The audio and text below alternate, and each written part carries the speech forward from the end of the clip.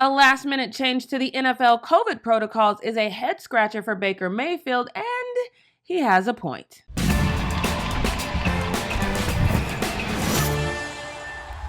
What's up, everybody, and thanks for checking in with us here at The Fumble. I'm your host, Jackie Ray. Do me a favor, double check to make sure you've hit that subscribe button and that notification bell, and then you can follow me on Instagram and Twitter at Jackie Ray TV. And don't forget, you can check out myself and CK2K every weekday morning at 9 a.m. Pacific Standard Time on The Fumble Live.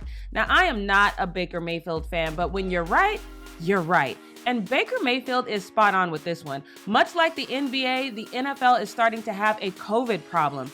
Doctors and scientists still believe the vaccine is our best defense against dying if we contract the virus, and while that is definitely the most important thing, it's not doing much to prevent vaccinated players from testing positive.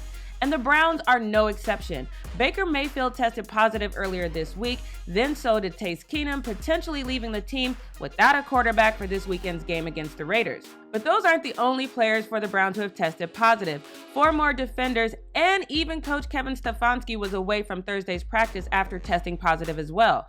All of this means that the NFL should cancel Saturday's Browns versus Raiders game.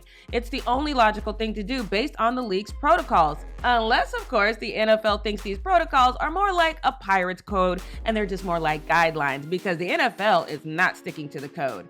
Instead, they are relaxing the rules they've already established. On Thursday, the NFL relaxed testing requirements to clear vaccinated players. Under the previous protocols, a vaccinated individual who tested positive for COVID had to produce 2 negative tests 24 hours apart before they could return. The new protocols relaxed that requirement and could enable teams such as the Cleveland Browns, Los Angeles Rams, and the Washington football team to get some players back in time for this weekend's game.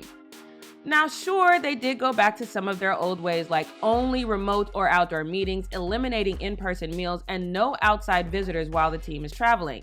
But still, there is no other way to spin this. This move by the NFL is all about not canceling games so they can keep their money. It's blatantly obvious, and Baker Mayfield called the NFL out for it.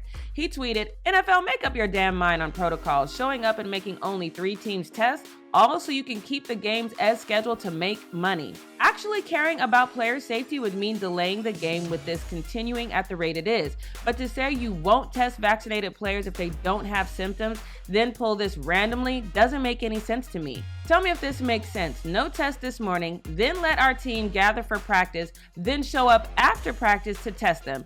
Something seems off here." But here's the thing, when you change things up like this, you give the anti-vaxxers plenty of ammunition. This user says, "None of this makes sense, Baker. This is not a pandemic that endangers 20-something-year-old super athletes, and this game is not being played between 2 feuding nursing homes. Simply put, stop testing. If you feel fine, you play."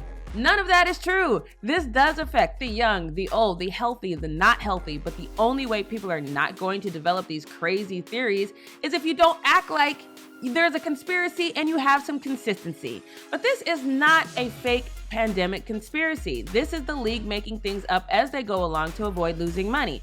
Well, that's what Baker Mayfield thinks, and I agree. But what are your thoughts? Is there any other reason other than money that the NFL would do this? Let me know your thoughts in the comments below. Once again, I'm Jackie Ray. Thanks for watching The Fumble, and we'll see you next time.